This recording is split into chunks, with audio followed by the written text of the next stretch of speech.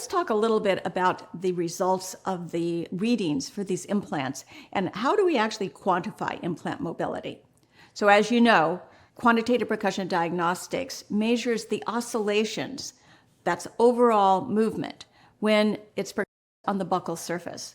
And that gives us not only insights into the initial stability when it's placed, but also the osseointegration quality over its lifetime.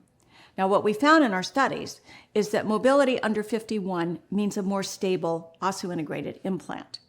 And over 51 is less stable. Now, that less stability might be because it's poor quality bone, but it's still healthy. Or it could indicate a sign of an implant that's ailing or failing. So it's important that the clinician in these higher level numbers then does further assessment of the site to see if it's healthy or if it's ailing. In this example, we're looking at a situation where we're monitoring 4 new implants that have been placed. We've got 2 in the molar areas and 2 in the cuspid areas. Now, if you look at this chart, you can see that the 2 implants that were placed in the cuspids have been monitored 3 successive times. And all of those readings have been in the green zone with low numbers, below 51. That shows that they're stable and they're integrating well.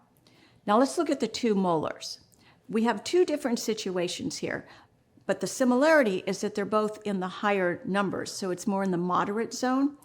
The one in the position where the number 3 molar was is showing an increasing number of mobility. That's concerning. That probably needs to be looked at in more detail by the clinician.